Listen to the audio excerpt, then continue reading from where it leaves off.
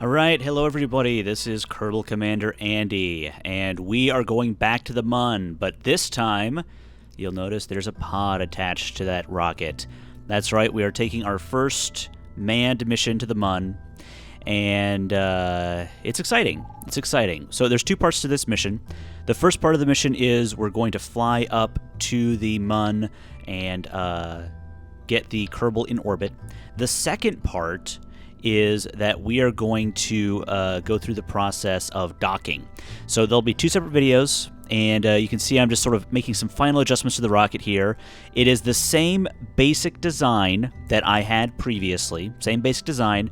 The main difference is that and you can see me fumbling with the, because I keep touching the 6 rockets there, and it changes my symmetry, so I'm trying to sort of make that work.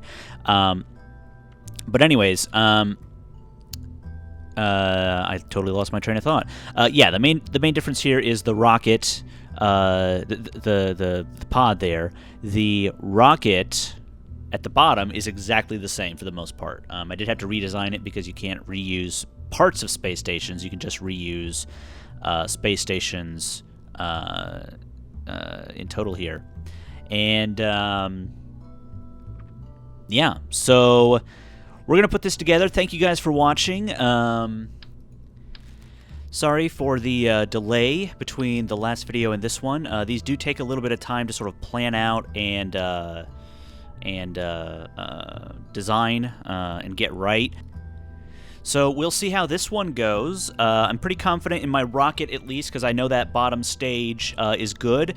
The top part, the actual part that's going to the Mun, is a little bit of a wild card because, again, I've never flown this particular top piece before. So we will see, I suppose. Gonna add some struts in here to make sure everything's nice and stable. Nothing worse than a wobbly rocket that will lose a lot of momentum going up there. So, yeah. So we're just about ready to start. You'll notice that the bottom stage of the rocket there is pretty huge. It's going to those outer pieces are going to disconnect, and then it's up to everything else there. So let's go ahead and get into it. Okay, so here we are on the launch pad. I think we're ready to go. Final checks are done. We're going to throttle up here. SAS is on. And 3, 2, 1, launch. Alright, nice, stable launch here. Look at who is piloting this. This is all part of my master plan, guys. Jebediah Kerbin is in the pilot seat. I'm really excited about this. He's going to be up on the Mun and not plotting to take my job.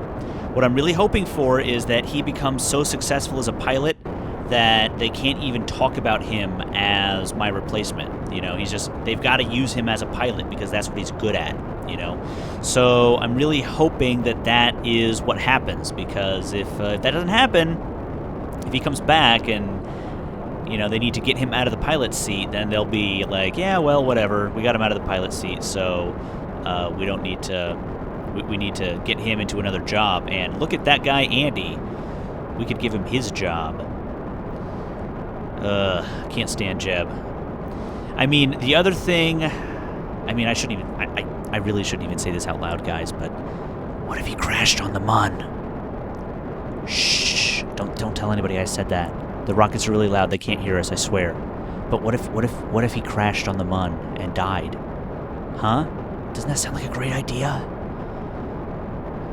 But I mean, Jeb's great, and there's nothing worse than plotting things, and so it's good that Jeb's going to come home safe and have plenty of time to you know, do whatever he wants to do and be fruitful in the future. You know what I mean? So we've made our first little turn here. We're going to make our next big turn once we hit 10,000, and then the liquid fuel in the outer tanks is almost out, so we are going to drop those off. And another thing I should note today is that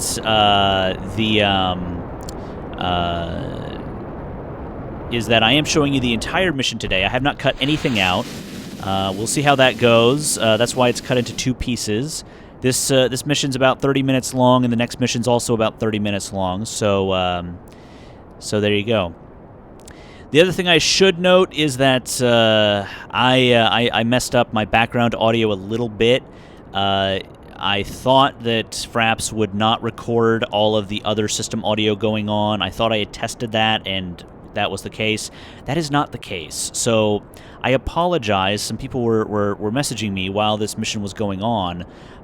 So I'm really hoping that that I got them all, and you don't have to hear too many of them. But if you do hear little trillion notifications or TweetDeck notifications, I deeply apologize. I tried to edit all of them out, but there might be some still in there. So, but anyways, we're up to about 30,000 feet, 30,000 meters right now, and we've still got a little bit more turns to make. My orbit is looking good. I'm not going to get into a full orbit with this burn, but I am going to get into plenty high orbit to do what I need to do. Once I use up this fuel tank, I will drop it. It will crash back to Kerbin, and then we will continue on from there. So my apoapsis is fine now. I could work with that, and so we're just waiting for that fuel tank to let out. It's still got quite a bit more fuel left, though. So we'll get up to maybe not quite 200,000 meters, but high enough. There you go, 160,000 meters. And we're going to drop it off. There it goes. So there it goes, and we went ahead and staged up the next one here. And one thing that was great about this design, I'm patting myself on the back, this rocket does not need RCS to turn around, to turn. This top stage doesn't, which is awesome. Basically what that means is I can get all the way to the Mun without using any RCS. So I'm going to have a ton of it if I manage to get up there. So right now I'm going to add a maneuver to make sure I get into orbit properly. And what I want to do here, what I'm going to do is I'm going to look to see where the Mun is in relation. Okay, I see it's right up there. And so what I want is I want my periapsis to be sort of as far away from the Mun as possible. Or, sorry, on the opposite side. So that there's this effect called the Oberth effect. And what it means is as you're closer to the planet, you're going faster. Okay, you're going faster. Because the gravity is sort of pulling you in addition to your existing speed. So at your apoapsis, you're going your slowest. At your periapsis, you're going your fastest. If you burn at your periapsis, you are going to use much less fuel to get up to the speed you need to get to the place you need to go. So I'm trying to set up my periapsis so that it is in a place where I can burn from that point and go straight to the Mun. And if so, I will use a little bit less fuel. So I'm actually extending out my apoapsis a little further than I probably would normally with my in this stage here, so that I maybe get a little bit more of that effect. So I make sure that I'm going plenty fast when I hit my periapsis. But here we go. We're just about ready to burn here. The maneuver system does not really react well when you're switching between stages. So I just burned a little bit there just to kind of get it to set here, and it was wrong, actually. It says something like 18 seconds right now. That's not correct. It's going to be about a minute of burn here. So I burned based on that first figure, and then it changed here, as you can see. So here we go. I've got a big, powerful rocket engine on this orbiter, and that is going to get me to where I'm going pretty quickly.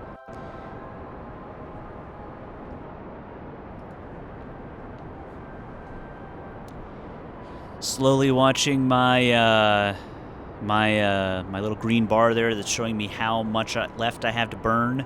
It's showing you that in delta V, which is sort of a measure of how fast you need to be going compared to like your weight to get to where you're going. I don't really understand delta V that well, but you know, I hope to understand it better someday. I'm watching my my apoapsis and periapsis. I'm in orbit right now. I'm just sort of watching to make sure that I get up to the level I want, which is about 240 or so. And actually even a little bit further, about 315. All right. So now, next step, I'm going to come around to my ascending node here, which is telling me what angle I'm at compared to the Mun. And I want to make that as close to 0 as I possibly can. Sometimes you can't make it exactly 0, but usually you can. So, perfect. Boom. 0.0. Take that, Jeb. You didn't do that. That was me. It was all me. I guess I shouldn't trash talk until we actually get into the position. Notice I'm not using my RCS here, and I'm able to turn the ship. I think that's a factor of how well it's balanced. I didn't really plan on that, but I'm happy it happened. I'm going to take some time here, find our maneuver node. We are pointed at our maneuver node now, and lock in the SAS. And now we are ready to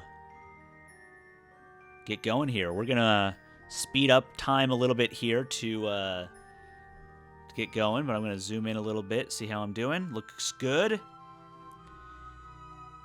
I've got about a little bit of time here to my node, so I'm going to time warp up here. I don't want to miss my node. I've done that in the past. I want to be careful of that. I do have some space junk floating around out here. I'm a little wary of that. You can fix that if you want. It is a little bit of a hassle to do it. I wish they would actually just automatically turn that off. Maybe I could mark something as space junk. You know, if it doesn't have a control structure and no docking ports, I guess I understand why they don't just automatically delete things you disconnect from, because you can do other things with that. But it is a little annoying to have all these extra pieces floating around. There you go. I got my descending node. So now I have to make contact with the Mun. So I am going to put a node at my periapsis. I'm going to put maneuver at my periapsis and just give it a shot. Whoa! Perfect. Right at my periapsis. If I just burn at my periapsis, when I get there, I'm going to hit the Mun smack dab in the center, like that Méliès movie. So I'm going to adjust here a little bit to kind of see if I can get a closer Mun encounter there, where I'm a little bit closer to the Mun to start, so I don't have to burn so much fuel getting into orbit.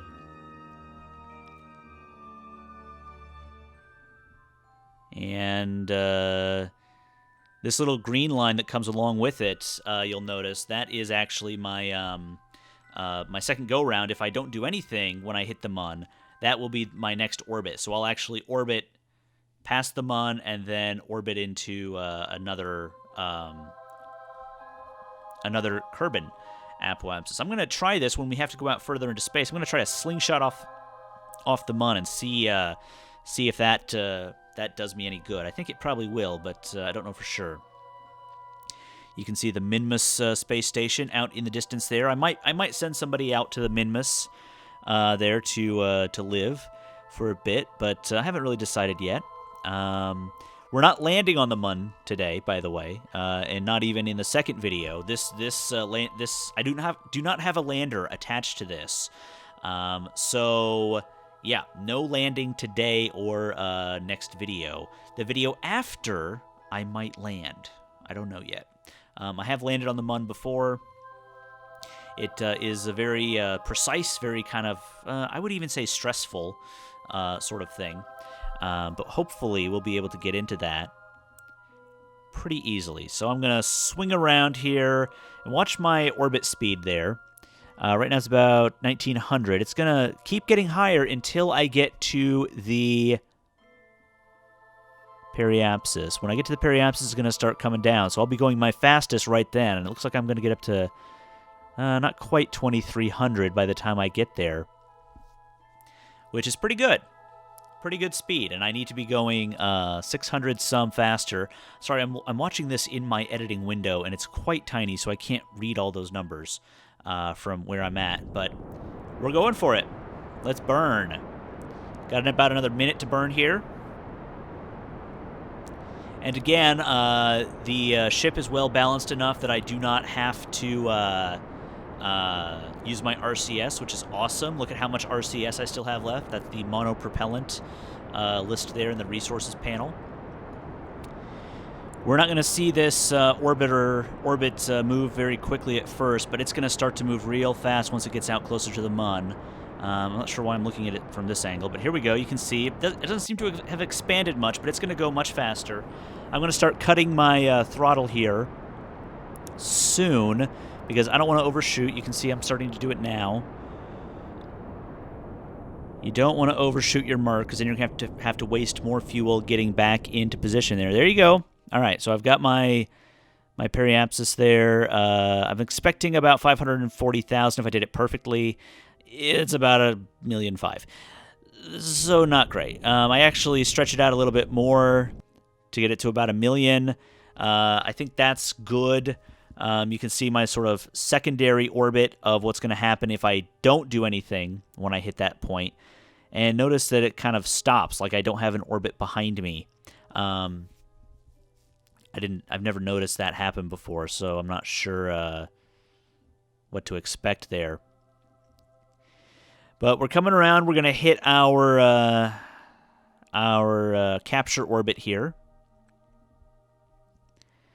And boom, orbit is captured. I'm going very fast speed-wise as far as the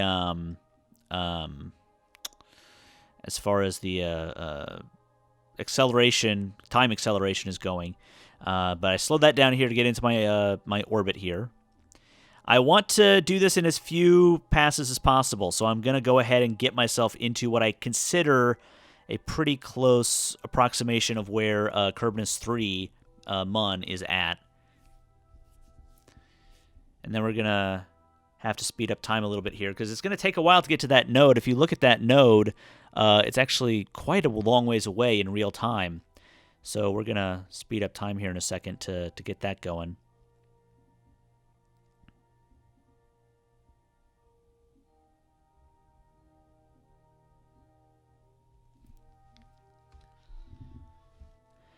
Here we go. Going 1,000 speed here. We need to slow down because we don't want to overshoot this. But it does take a while to get into position here. And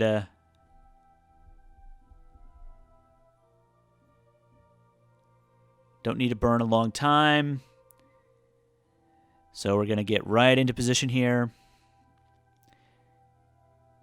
Zoom in quite a bit. The further away you get from Kerbin, the bigger the distances there are.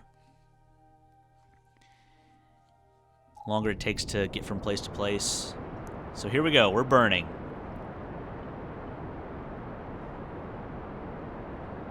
And boom. We are now captured in the Mun's gravity. We're slowing way down because we want to make sure we get right where we need to go. And not any further. We don't want to have to sort of break free of the Mun's gravity.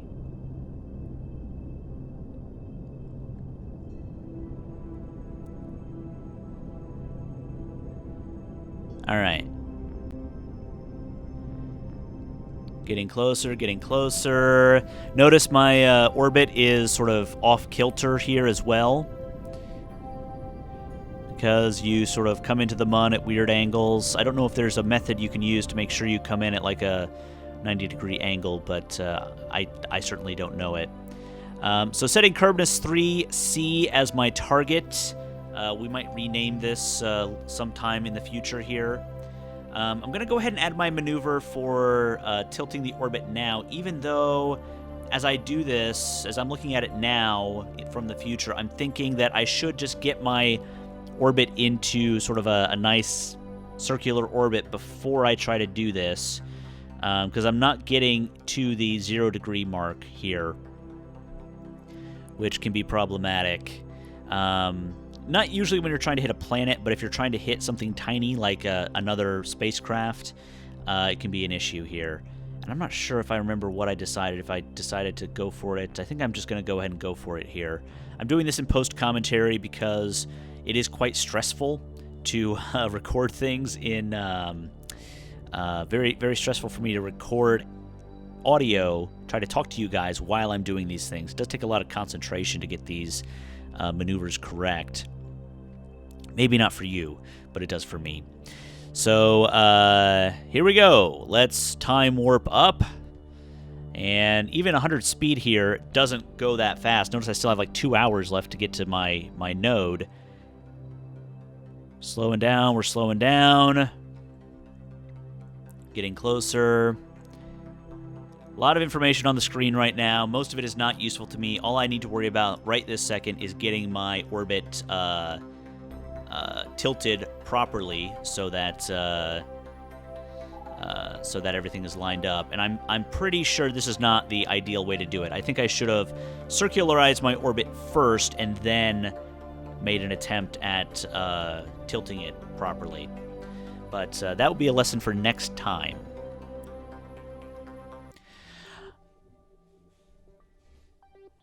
All right, so we are getting in close to the orbit here. I had to pause for a second, but we're getting close. It's not going to be a very short burn. I could probably actually do it with RCS if I really needed to get that tilted properly, but zoom up, boom, stop. In fact, I probably shouldn't have even gotten to that high throttle. So you turn off the node to see where I actually ended up, and I got basically where I wanted to go. So that's pretty good.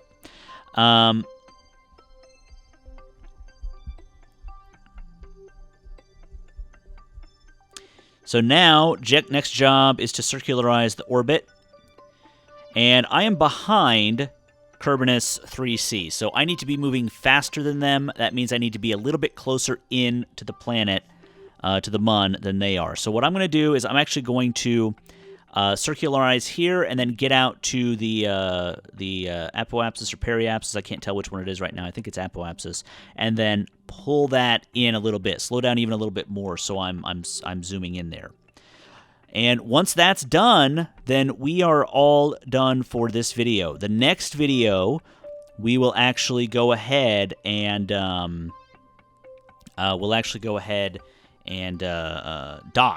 with Kerbinus 3C and move Jeb over. And listen guys, and if Jeb happens to run out of oxygen and not make it to the ship, that's not my fault. That's not my fault. That's just something that happened, right? We're all cool with that? We all have the same story, right? None of us planned any of this, right? So, but Jeb's going to be great at that. He's going to do that, no problem, and it'll be great. Then he'll be up there, and he'll be a new Kerbal hero. I've got my my maneuver node locked in. I've got my maneuver mark there. I'm pointing at it. I've got my SAS going, and I just need to get to the node. So,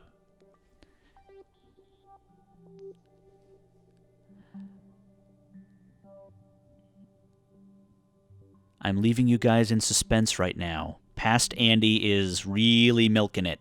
Current Andy is a little bored watching nothing happen. I can't remember why I didn't actually continue this, but here we go. So let's go ahead and we'll speed up time. And we're just about to the node. When we get to the node, we'll be ready to switch around there. Well, again, it's going to be it's actually going to be a bit longer burn than we had the last burn. I'm going to slow down. That's been a weakness of mine, shooting past my maneuver node. Now, the next update, Kerbal Space Program 0.19, will include re-entry heat, which is not something I'm looking forward to. It sounds like another thing that I'm going to screw up, because these things are not easy to deal with, even when you're just, falling back to the planet. I can't imagine what's going to happen when I have to deal with all this other stuff. But it also, I think they said they were going to add, resource gathering. So, you could land on a planet and then gather resources. to get fuel for the ride back home. That would simplify things quite a bit, but I imagine it would be very painstaking, very, very time-consuming. But, if all that comes to pass, I will absolutely be happy to try my hand at it, and hopefully you guys will see what I'm doing and enjoy it, and maybe try it on your own, because that's what this is all about. It's all about everyone getting a chance to enjoy Kerbal Space Program. So, once again, we've got our final note here. Once we're here, then we are all done for the day, and the next mission will be docking with Kerbinaut 3. This part of the mission has been very, very smooth, I must say. Only one real thing there that I feel like probably needs to be looked at, whether or not to tilt your orbit or circularize first. I'm thinking I probably did it backwards. I probably should have circularized first and then tilted. But, we'll do what we have to do. I'm going to lock in my maneuver node here, get pointed right at that little blue mark, and turn on the SAS.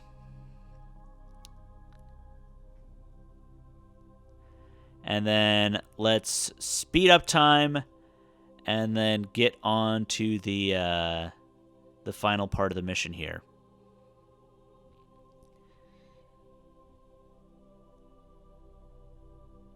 Looking around here, making sure I've got everything lined up. Again, Kerbal Commander Andy is keeping you guys in suspense. I'm going to blame Jeb. I think this is Jeb's fault. I think he's the reason that we're having these little intermittent pauses. I think it's his fault. He's kind of milking it. He's like, I'm going to take Andy's job. And I know he might even suspect that... he's not intended to come back. I mean, of course he's intended to come back. I mean, of course he's going to come back. If there's no way that anything's going to go wrong and he wouldn't come back. I mean, he'll be fine. He'll be fine, and no one's planning anything otherwise. We laugh. We have fun. But I think it's probably him that he's trying to sort of build up his hero credibility right now to make sure that when he comes back, he is the hero that he wants to be. But we're just about wrapping up. Please like and subscribe if you enjoyed the video. I appreciate that. And let me know what other types of Kerbal missions you might like to see happen on my channel here. I'm also playing a lot of other games. I'm playing Prison Architect, which is really popular. I'm also playing a lot of Minecraft with my friend Jason, JPT. You can check him out. JP Tomps LP is his new name. He just changed it. Yeah. So we're just about done here. Once I'm into orbit and chasing this guy, we're going to get out of here. So burn very quickly here. And here we go. So... you can see how far I am away right now. I am going to tilt my orbit just a shade here to try to get to 0. I don't know how important this is personally, but I'm going to go ahead and do it anyways, just because why not? I've got lots of fuel left. I mean, not lots of fuel, but enough that I don't feel weird about trying to get back to Kerbin. I feel like we'll get back without any problem with this rocket, and I might leave this pod up there. I might bring Jeb back on the next rocket. Because of course that's what I'm planning to do, is bring him back. I'm not planning to leave him up there. That'd be dumb. So once we get that up there, we've got a good design here for this rocket. The next rocket, if we send a lander up here, it's going to need to be a 3-person pod, so that's quite a bit heavier. So we'll need a little more oomph to get up there. Maybe a little less of some other accoutrements to make sure we get up there. But yeah, I feel pretty good about this. Went real fast there, but I can't read it. I got to -0.1. All right, I'm not going to mess with it anymore. So I'm going to zoom forward in time here to sort of see how quickly I'm catching up to him. Looks like I'm getting if you look at that as a tick of a clock, I'm going about 10 minutes every time around. Whoa, slow down there, Hoss. So, yeah. So I'm at about 574 away right now. And that's going to be it, guys. I'm going to turn on my lights here and extend my solar panels to make sure my battery doesn't drain. Because I didn't really put much of a battery on here. In fact, I don't think I put any battery on here. Now that I think about it, that's not a great idea. But I've got my solar panels on here, so that should be fine. But thank you guys very much for watching. Like and subscribe. Check out my other videos. YouTube.com/Mangular103, or click the subscribe button down in the corner there. Jeb is quite happy to be up in space. He looks dumb, but I tell you, that guy is really, really smart. But that's going to be it for today, guys. Check me out very soon. We will dock with Kerbinaut 3C and move Jeb over, and hope and really pray that nothing goes wrong that kills Jeb, because that would be bad. So we'll see you next time.